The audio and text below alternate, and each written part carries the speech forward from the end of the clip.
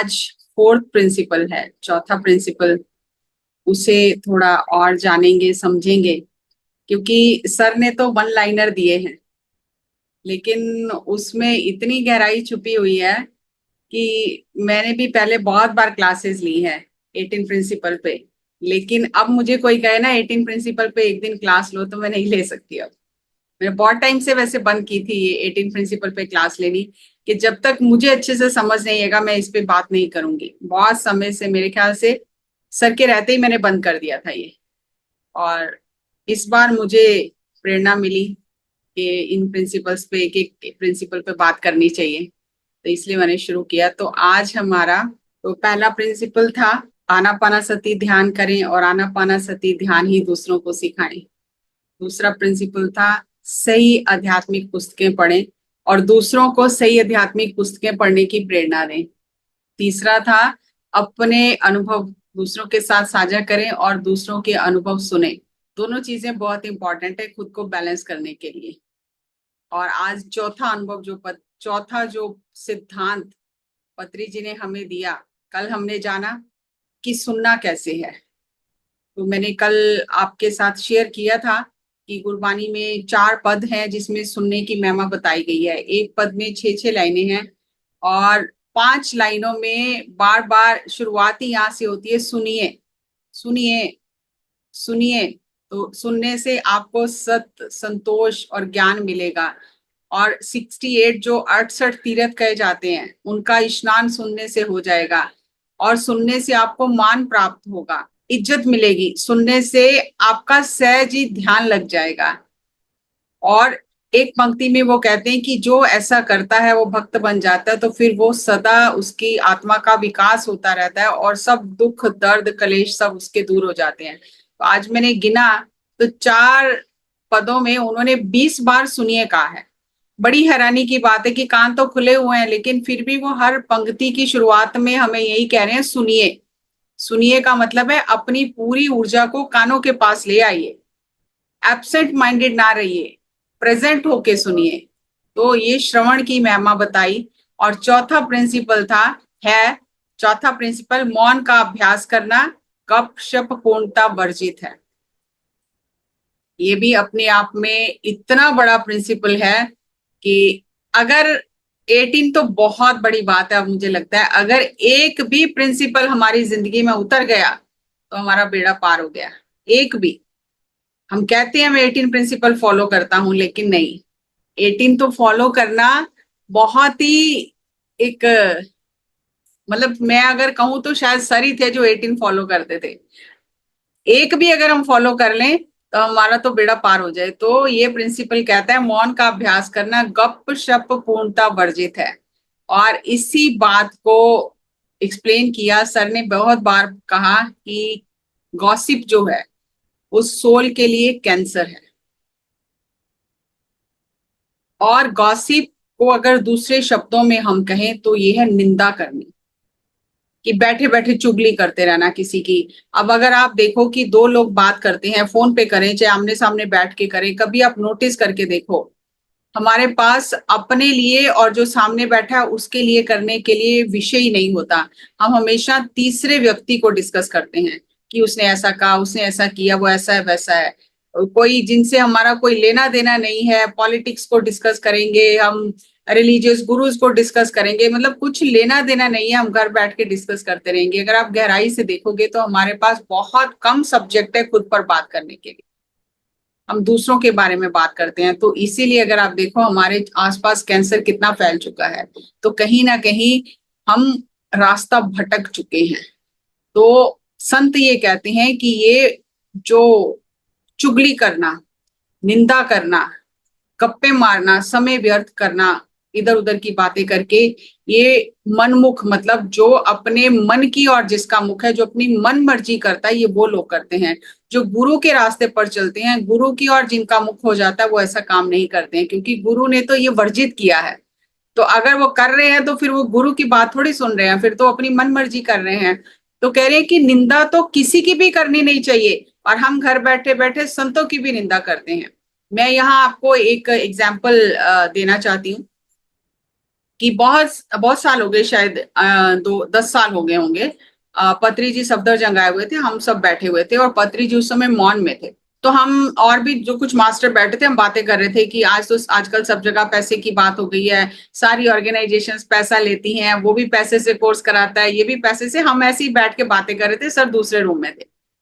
और हमने बड़े बड़े लोगों के नाम लिए जो आजकल है प्लेटफॉर्म्स, सब बड़े बड़े लोगों के नाम लिए, अरे वो भी पैसे कमाते हैं, वो भी पैसे से करते हैं। तो उसी समय ये आर्ट ऑफ लिविंग का कुछ वर्कशॉप आया था, तो मैंने तड़ाक से बोल दिया कि देखो अब आर्ट ऑफ लिविंग वाले नाड़ी पैथी भी करा रहे हैं, उसके भी पैसे ले रहे हैं, ये सामान बेच रहे हैं, उसके भी पैसे ले रहे हैं। तो पत्री जी उठकर बाहर आ गए और इशारे से उन्होंने मुझे कहा, चुप, कोई हक नहीं है तुम्हें किसी की बात करने का। और फिर पत्री जी ने मुझे मतलब इशारों से समझाया कि पहले उनके जैसा बन के दिखाओ, जो वो कर रहे हैं उनके जैसा बन के तो दिखाओ, है हिम्मत उतनी तुम में, और यहाँ घर बैठ के तुम बातें कर रही हो कि ये कर रहे हैं वो कर रहे हैं, पहले पहले वैसा करके तो दिखाओ। मैं उसी समय चुप कर गई और मैंने सर को बोला सॉरी सर सॉरी। तो वो कभी भी बर्दाश्त नहीं करते थे कि हम किसी की ऐसी उल्टी सीधी बात करें। तो वो जानते हैं कि निंदा करने से हमारे कर्म जो है ना वो खराब हो जाते हैं। और ऐसी एक कथा भी आती है कि सुखदेव मुनि है और वो उनको उनके पिता व्यास ने राजा जनक के पास भेजा कि तुम उनको गुरु करो, क्योंकि इतनी साधना करके वो बहुत अहंकारी हो गए थे, उनका अहंकार नहीं टूट रहा था। तो महर्षि व्यास ने कहा कि तुम राजा जनक को गुरु बनाओ, अगर वो तुम्हें शिष्य बना लेता है तभी तुम्हारा अहंकार टूटेगा। तो वो राजा जनक के पास गए और उन्होंने पहले ही कह दिया था कि वो परीक्षा लेंगे, थोड़ा संभल के रहना, ऐसे ऐसे तुम्हें शिष्य नहीं बनाएंगे। तो वो तो बहुत ज्ञान का अहंकार था कि मेरे तो कुछ भी सवाल पूछेंगे मैं तो जवाब दे दूंगा। जब वहां गए तो राजा जनक के दरबार में नर्तकियां नृत्य कर रही थी और मदिरा चल रही थी, सोने के गिलास थे, सोने के बर्तन थे और राजा जनक सिंहासन पर बैठे सब देख रहे थे। तो इसका मन बड़ा खराब हुआ कि यहाँ भेजा मेरे पिता ने, ये इसको राजयोगी कहते हैं, इसे तो पता ही नहीं है क्या करना है क्या नहीं करना। तो वो वहां से उठकर चल पड़े और राजा जनक ने कहा कहाँ जा रहे हो, बैठो तो सही थोड़ी देर सत्संग करते हैं। तो मन में उन्हें सोचा आपके साथ क्या सत्संग करना है, आप तो अय्याशियां कर रहे हो। लेकिन वो बैठे और फिर कथा ये कहती है कि उन्होंने एक जो पहरेदार था उसने आके कहा महल में आग लग गई है। तो राजा जनक ने कहा डिस्टर्ब नहीं करो, हम सत्संग कर रहे हैं। फिर दोबारा आके कहा आग लग गई है। तब भी राजा जनक ने यही कहा कि ये बहुत दूर से आए हैं ऋषि और इनके साथ सत्संग हो रहा है, तो अब डिस्टर्ब नहीं करो। तो तीसरी बार जब आके कहा तो कहा कि सिंह द्वार पर आग लग आ गई है। तो ये सुखदेव मुनि जी भागे। तो राजा जनक ने बोला कहाँ भाग रहे हो, तो उन्होंने कहा मेरी लंगोटी और वो छड़ी पड़ी है। तो राजा जनक ने कहा तो आप भोगी हो कि मैं भोगी हूँ, क्या भोग रहे हैं बात वो नहीं है, लेकिन कहाँ हमारा मन लगा हुआ है। मेरा तो राजमहल जल रहा है तो मुझे कोई फर्क नहीं पड़ा, तो आपको इतना पता चला कि सिंह द्वार पर आपके आग लग गई है और लंगोटी है वहां पर आपकी और छड़ी है, आप भाग पड़े हो, तो आप मेरा शिष्य बनने लायक ही नहीं हो। तो वो उदास होके चले गए और एक जगह गए तो वहां संतों की मंडली बैठी थी। तो वहां जाके वो राजा जनक की निंदा करने लग गए कि अरे ऐसे थोड़ी योगी होते हैं, अयाशियां कर रहे हैं और उन्हें योगी कहते हैं, विदेही कहते हैं, उस तपस्या क्या की है उन्होंने, उन्हें क्या पता, ऐसे बातें कर रहे थे। तो नारद मुनि जी ने देखा कि ये अपनी साधना व्यर्थ गवा रहे हैं। तो नारद मुनि आकर वहां पर नदी में मुट्ठी भर भर के रेत डालने लगे। तो वो थोड़ी देर देखते रहे सुखदेव मुनि, फिर इनसे रहा नहीं गया, उठकर गए और नारद मुनि जी ने भेष बदला हुआ था, तो उठकर गए और कहने लगे कि ये तुम क्या कर रहे हो, मैं 1 घंटे से देख रहा हूँ तुम पानी में रेत डाले जा रहे हो। तो उन्होंने कहा रेत इसलिए डाल रहा हूँ कि नदी पर पुल बन जाएगा तो मैं पार करूंगा। तो सुखदेव मुनि ने कहा मुझे तुम पागल ही लगते थे, ऐसे कभी होता है कि रेत डालने से नदी पर पुल बन जाता है। तो उन्होंने कहा तुम भी तो यही कर रहे हो, अपनी जन्मों इतनी साधना पूरे जन्म की और तुम राजा जनक की निंदा करके सब नदी में डाल रहे हो, बहाए चले जा रहे हो, तो मुझसे भी देखा नहीं गया। राजा जनक का कुछ नहीं जाएगा और तुम्हारा कुछ रहेगा नहीं जो तुम उसकी निंदा कर रहे हो, जाओ उसे गुरु करो। तुम्हें समझ नहीं आई। तो फिर वो अपने पिता के पास जाकर कहते हैं कि मैं तो फेल हो गया, और फिर आगे बहुत लंबी कथा चलती है। लेकिन कहने का तात्पर्य ये है कि निंदा किसी की भी करनी और संतों की निंदा करनी तो जन्मों जन्मों के फेर में डाल देती है। हमें किसी के बारे में कुछ पता नहीं है, हम घर बैठे बातें करते रहते हैं। कभी भी किसी के बारे में बात नहीं करनी चाहिए कि हम नहीं जानते वो सत्य है नहीं है, उनका जीवन कैसा था कैसा है, उन्होंने वो गलती की है कि नहीं की है, लेकिन हम घर बैठे अपने कर्म बनाते रहते हैं। तो इसीलिए संतों ने चेतावनी दी है, गुरु ग्रंथ साहब में गुरबानी में बार बार इसका जिक्र आया है कि मनमुख जो मूर्ख लोग हैं वो निंदा करते हैं और उन्हें नरकों में डाला जाता है और उनके मुंह काले हो जाते हैं निंदा कर करके। तो इसीलिए निंदा नहीं करनी चाहिए और बार बार इसको इतने कठोर शब्दों में मना किया गया है कि निंदा करने से क्या होता है। तो वाणी में ही कहा गया, काम ना बिसरियो क्रोध ना बिसरियो लोभ ना छुटियो देवा, पर निंदा मुक्ते नहीं छूटी निफल भई सब सेवा। कि मेरे से ना काम छूटा ना क्रोध छूटा ना लोभ छूटा और ना ही मेरे से निंदा छूटी है और मेरी सारी सेवा व्यर्थ चली गई है। अब हम खुद ही सोचें कि जो हम दूसरों की बातों में गॉसिप में हाँ मिला देते हैं, तो हम अपना जो ध्यान स्वाध्याय सज्जन सांगत्य करके ऊर्जा इकट्ठी कर रहे हैं वो हम पानी में बहाते चले जा रहे हैं, हमें पता भी नहीं चलता है कि हमारी ऊर्जा कहाँ जा रही है। तो इसीलिए जो निंदा गॉसिप गपशप करने के लिए अध्यात्म में सख्त मनाही है। और सुकरात हुए हैं जो बहुत महान दार्शनिक हुए हैं, तो उनसे एक व्यक्ति ने आकर कहा कि मुझे आपको एक बात बतानी है। तो उन्होंने कहा पहले तुम्हें मेरा ट्रिपल फिल्टर टेस्ट पास करना होगा, अगर तुमने वो पास किया तो मैं तुम्हारी बात सुनूंगा, नहीं तो नहीं सुनूंगा। उसने बोला बताओ। तो उन्होंने कहा कि क्या तुम्हारी बात में सच्चाई है, क्या जो बात तुम मुझे बताना चाह रहे हो वो सच्ची बात है, फिल्टर ऑफ ट्रूथफुलनेस, क्या वो सच्ची बात है। तो उसने कहा नहीं मैंने सुनी है मुझे पता नहीं है। तो उन्होंने कहा फिर पहला टेस्ट तो तुमने पास नहीं किया। दूसरा फिल्टर ऑफ गुडनेस, क्या उसमें कोई अच्छाई है। उसने कहा नहीं वो किसी की बुराई है, अच्छी बात नहीं है। तो उन्होंने कहा फिर दूसरा भी टेस्ट तुमने पास नहीं किया, मैं नहीं सुनूंगा। तीसरा फिल्टर ऑफ यूजफुलनेस, क्या वो बात सुनने से मेरा या समाज का कुछ कल्याण होगा, कुछ भला होगा। उसने कहा नहीं वो भी नहीं होगा। जब बात ही सुनी सुनाई है और सही अच्छी बात नहीं है, बुराई है किसी की, तो उससे क्या भला होगा। तो उन्होंने कहा फिर तुमने तीनों जो टेस्ट हैं वो पास नहीं किए हैं, तो मैं ये नहीं सुनूंगा, मैं बात ही नहीं सुनूंगा। तो वो कोई भी ऐसी बात ही नहीं सुनते हैं जो सत्पुरुष होते हैं जिसमें सच्चाई ना हो, जिसमें किसी की बुराई हो, जिससे किसी का कल्याण ना होता हो। और यही उन्होंने हमें अपने जीवन में उतारने के लिए कहा है, क्योंकि एनर्जी इज कॉन्टेजियस।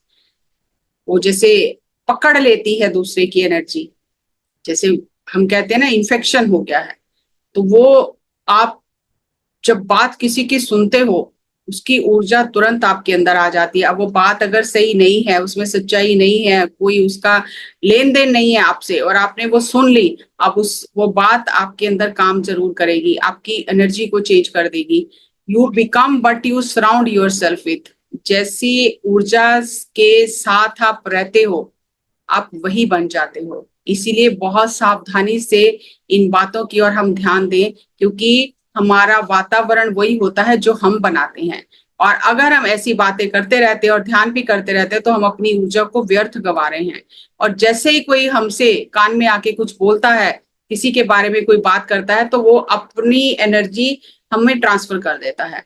और अगर वो एनर्जी सही नहीं है, ट्रुथफुलनेस नहीं है, गुडनेस नहीं है, किसी का कल्याण भी उसमें नहीं होना, यूजफुलनेस नहीं है, तो फिर हम भी उसी ऊर्जा में बह जाते हैं और अपना नुकसान कर बैठते हैं। ध्यान करके, स्वाध्याय करके, सज्जन सांगत्य करके जिस ऊर्जा को हमने कमाया है वो व्यर्थ नाली में चली जाती है। तो इसीलिए पत्री जी ने ये सिद्धांत दे दिया हमें कि गपशप पूर्णता वर्जित है, मतलब हमें फालतू की बातें करके इधर उधर की टाइम खराब नहीं करना है और साथ ही साथ निंदा नहीं करनी है, मौन का पालन करना है। क्योंकि बात करने की इतनी अंदर से हुड़क उठती है कि फटाफट मैं बात करूं, चुप रह ही नहीं सकते हम। बातें किसी और की होती हैं, हम बीच में कूद पड़ते हैं कि नहीं मैं भी बात करना चाहता हूँ। तो इसीलिए कहा मौन का पालन करें। इतना ही छोड़ा नहीं यहाँ पर कि मौन का पालन करें, आगे इसका मौन का मतलब ये नहीं है कि हम बात ही ना करें। तो आगे उन्होंने जोड़ दिया गपशप पूर्णता वर्जित है, मतलब जो बात करने लायक है वो बात करो, उसके लिए नहीं कहा कि मौन रख लो, बोलो ही नहीं। मौन का पालन करो, जो बात करने लायक है वो करो, फालतू की बातें करके अपनी एनर्जी खराब ना करो। और ये ग्रंथों में 4 पाप बताए गए हैं जीवा के, जबान के, जीव के 4 पाप बताए गए हैं। पहला पाप है झूठ बोलना, जो हमें झूठ बोलना तो कोई पाप ही नहीं लगता है, हमें लगता है झूठ नहीं बोलेंगे तो संसार कैसे चलेगा, थोड़ा तो झूठ बोलना ही पड़ता है। तो गुरबानी में ये कहा गया है, बोलिए सच धर्म झूठ ना बोलिए, जो गुरदस्ते वाट मुर्दा जोलिए। To speak so speak the truth in righteousness and don't speak falsehood. The disciple ought to travel the route pointed out by the guru. झूठ नहीं बोलना चाहिए, सच ही बोलना चाहिए, और जो रास्ता गुरु ने बताया है चाहे जान भी चली जाए उस रास्ते पर ही चलना चाहिए, कोई दूसरा रास्ता नहीं अपनाना चाहिए। और कबीर जी कहते हैं, कबीरा जहां ज्ञान तय धर्म है, जहां ध्यान से ज्ञान उत्पन्न होता है, फिर ध्यान के बाद जो ज्ञान आता है तब हमारे कर्मों में धर्म उतरता है, नहीं तो अधर्म ही रहता है। जहां झूठ तय पाप, और जहां झूठ है वहां फिर पाप होते हैं। और हमें झूठ बोलना तो लगता ही नहीं है कि ये कोई पाप है, लेकिन ये संतों ने जो वाणी दी है हमें, गुरु वाणी दी है, उसमें कहा है कि जहां झूठ होता है वहां पाप आ ही जाता है, पाप होते ही हैं। जहां लोभ तह काल है, जह खिमा तय आप, जहां पर लोभ है तो समझो काल का आ ही रहा है वहां पर। जहां खिमा तय आप, जहां पे फॉरगिवनेस है, क्षमा का भाव है, वहां परमात्मा खुद आ जाता है। तो हमें सोचना है कि हम ये ऐसा तो नहीं कर रहे कि छोटी छोटी बातों में झूठ बोल के अपनी ध्यान की ऊर्जा को व्यर्थ गवा रहे हैं। अब यहाँ से जो पत्री जी हमें बता रहे हैं, 3 प्रिंसिपल हमें बताए कि ऊर्जा को बढ़ाना कैसे है, अब बता रहे हैं उस बढ़ी हुई ऊर्जा को बचाना कैसे है। दूसरा पाप कहा गया है फीका बोलना, ये गुरबानी में लिखा है और मुझे मालूम नहीं कहीं लिखा है कि नहीं। फीका, जैसे हम कहते हैं ना, आज खाना बिल्कुल फीका था, इसमें बिल्कुल स्वाद नहीं था, रसहीन था, शुष्क था। जैसे हम कहते हैं उसके पास गए तो हैं पर उसकी बातों में कोई दम नहीं, कोई रस नहीं है, मजा नहीं आया, टाइम खराब करके आ गए, तो उसे कहते हैं फीका बोलना।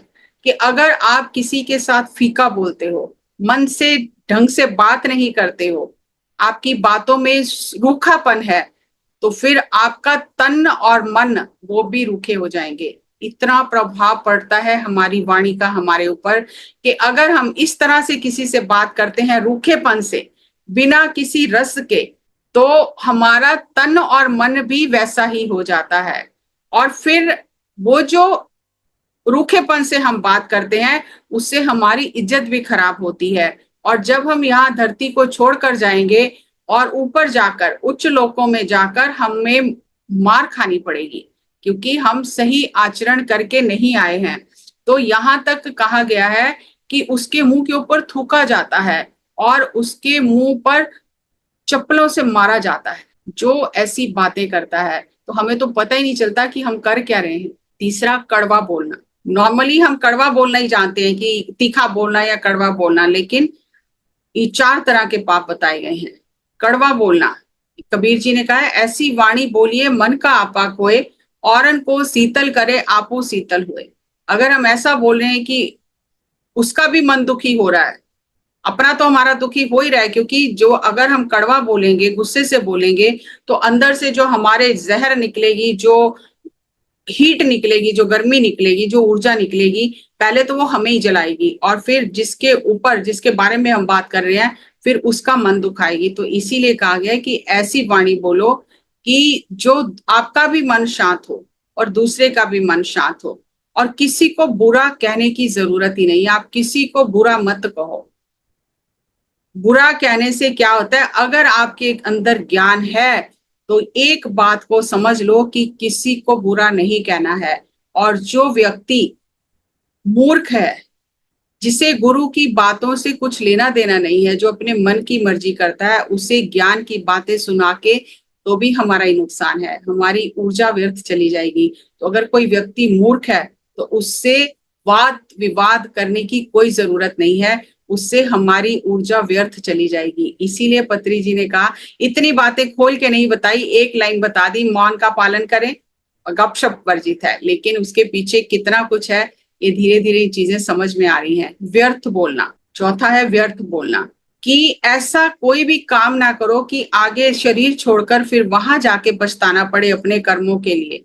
वहां हर एक चीज का हिसाब किताब होगा, और जो बड़बड़ करते रहते हैं, बला बला बला बला बोलते रहते हैं, फिर आगे उन्हें मुंह की खानी पड़ती है, फिर वहां पर उनका कोई आदर सम्मान नहीं होता है, फिर उन्हें वहां पर अपने ही कर्मों के कारण मुंह की मार खानी पड़ती है और उन्हें वापस भेज दिया जाता है कि जाओ सीख कर आओ। तो ये बोलना एक कला है। अगर हमें ये कला नहीं आती है तो हम अपने कर्म खराब करते हैं, हम अपनी ऊर्जा को व्यर्थ गवा लेते हैं। इतनी मेहनत करते हैं ध्यान स्वाध्याय और सज्जन सांगत्य करके, तो हम उस ऊर्जा को व्यर्थ गवा लेते हैं। तो जहां ये कहा गया कि मौन रखना है, ज्यादा बात नहीं करनी है, गप नहीं मारनी है, निंदा चुगली नहीं करनी है, वहां गुरबानी में ये भी कहा गया कि फिर करना क्या है। जो ईश्वर ने जीवा दी है बात करने के लिए, फिर इस जीवन से करना क्या है, कैसे ये सीखना है, आर्ट कैसे सीखनी है बोलने की। तो कहा गया संत मिले कुछ सुनिए कहिए। अगर कोई संत मिलता है, कोई सज्जन पुरुष मिलता है, तो पहले उसकी बात सुनो। या ये नहीं कहा कि कोई संत मिले तो फटाफट उसको अपनी सारी समस्याएं बतानी शुरू कर दो। यहाँ भी सुनने को कहा गया है कि पहले उसकी बात सुनो और फिर सुनने के बाद उसे कुछ कहो, कुछ पूछो उससे। और अगर कोई असंत मिलता है, साकत पुरुष मिलता है, अगर कोई ऐसा व्यक्ति मिलता है जिसके पास आपके लिए कुछ है ही नहीं देने के लिए, तो फिर चुप करके रहो। फिर वहां बात करने की जरूरत ही नहीं है। Meeting with the unsanitary people, just remain silent, मौन रहो वहां पर। और फिर ये तो कह रहे हैं कि फिर ये जीवा दी किस लिए है। ये प्रश्न उत्तर करते हैं गुरु जी कि फिर ये जीवा दी किस लिए है। अगर मौन ही रहना है तो फिर जीवा किस लिए दी है, मैं क्या बोलूं जिससे परमात्मा खुश हो जाए। तो कहते हैं परमात्मा के नाम का गुणगान करो, नाम में रम जाओ। क्योंकि संतों से बात करते हैं तो हम उन जैसे हो जाते हैं, और मूर्ख से बोलते हैं तो हम भी मूर्ख हो जाते हैं, हमारा भी नाम मूर्खों की श्रेणी में आ जाता है। तो इसलिए हमें बहुत सोच समझ कर बोलना चाहिए। और पत्री जी इस बात को लेके बहुत ज्यादा डांटते थे कि कैसे बोलना है, क्या बोलना है, वैज्ञानिक ढंग से बोलना है। कोई अगर कहता था कि हाउ आर यू, तो उसको डांट पड़ती थी कि मैं बिल्कुल अच्छा भला हूं, तो तुमने मुझसे ये पूछा कैसे हाउ आर यू। तो वो कहते थे मेरा काम है आपको बोलने की कला सिखाना, कहाँ आप गलत बोलते हो मुझे आपको सुधारना ही है। जैसे मैंने कल भी आपको बताया कि मैंने कहा कि हमें दूसरों का भी सुनना चाहिए थोड़ा। पत्री सर ने कहा थोड़ा नहीं, मुंह एक है कान दो हैं, डबल सुनना चाहिए। तो वो हमेशा हमें सुधारते रहते थे कि हमें कब कहाँ कैसे कितना बोलना चाहिए, और बोलने की कला और विज्ञान सिखाते थे कि संदर्भ के अनुसार, सत्य के अनुसार, धर्म के अनुसार हमें बात करनी चाहिए। बहुत बार हम पत्री जी को कहते थे कि आप तो हमें जैसे पत्री जी कह देते थे किसी को कि आप तो महान मास्टर हो, आप तो बहुत महान हो, आप तो ग्रैंड मास्टर हो, आप तो संत हो, जैसे कई बार कहते थे। तो हम कहते थे सर आप हमें चढ़ा रहे हो। तो सर हमेशा ये कहते थे मैं बिल्कुल झूठ नहीं बोलता हूँ, जो है मैं वही बताता हूँ। हमें लगता था कि शायद हमें सर चढ़ा रहे हैं, ऐसे ही बोल रहे हैं, लेकिन नहीं, सर कहते थे कि नहीं मैं झूठ नहीं बोलता हूं, जो बात है मैं वही आपको बता रहा हूं। तो हमारी समझ में बातें तब नहीं आती थी, लेकिन अब समझ में आता है कि कितनी गहराई थी सर की बातों में, क्या क्या हमें वो सिखा के चले गए। हमने सीखा कि नहीं सीखा ये अब हमें देखना है। उन्होंने तो कोई अध्यात्म का ऐसा सूत्र नहीं था जो सरल करके हमें ना बताया हो, लेकिन हमने उसे कितना सीखा है, कितना जीवन में उतारा है, अब हमें ये जानना है। तो जो पत्री सर ने सिद्धांत दिया कि मौन का पालन करें, गप शप पूर्णतः वर्जित है, तो हमें देखना है कि हम क्या उसका पालन कर रहे हैं। ये नहीं कि मौन तो रख लिया, कुछ दिन मौन रखा या कुछ घंटे मौन रखा और फिर गप्पे मारनी शुरू कर दी, फिर इसकी निंदा उसकी चुगली। और जहां अध्यात्म में ये कहा गया है निंदा नहीं करनी है, वहां साथ ही साथ ये भी कहा गया है कि बेमतलब किसी की बड़ाई भी नहीं करनी। वो दोनों एक ही सिक्के के पहलू हैं। अगर आप निंदा नहीं कर रहे हो लेकिन आप बेफालतू में अपना काम निकालने के लिए अगले की बड़ाई किए जा रहे हो, जिसके वो लायक ही नहीं है, दिल से नहीं कर रहे हो, सिर्फ उसे खुश करने के लिए कर रहे हो, तो वो भी गलत है अध्यात्म में। तो इसीलिए ये इतनी बारीकियां हैं इसमें कि हम जितना गहरा जाएंगे ना उतनी हमें समझ आएगी। और ये बार बार ये बातें पत्री जी ने, तो मैं आपको बता रही हूँ एक लाइनर दे दिया, लेकिन जैसे जैसे गुरबानी पढ़ती हूँ तो वो खुल रही है, वो सूत्र खुलते हैं कि एक लाइन में इतना कुछ पीछे छिपा हुआ है, हमने कभी सोचा भी नहीं था। तो हमें सोचना है कि उन्होंने जो हमें सिद्धांत दिए हैं, क्या हम उनका पालन कर रहे हैं, उन्हें जीवन में उतार रहे हैं। एक भी अगर उतार लिया ना, तो मेरे को लगता है कि फिर कुछ और करने की जरूरत ही नहीं है। वो जरूर हमारी बाह पकड़ेंगे और हमें कहीं ना कहीं तो जरूर पहुंचा देंगे जिसके हम लायक हैं। सो बहुत बहुत धन्यवाद आपका, थैंक यू जी। बहुत कुछ होता है, मैं तो शॉर्ट कर करके समय के हिसाब से लेती हूँ। होता तो बहुत कुछ है, लेकिन फिर भी कोशिश यही रहती है कि कम से कम मेन मेन पॉइंट कवर हो जाए। So thank you ji.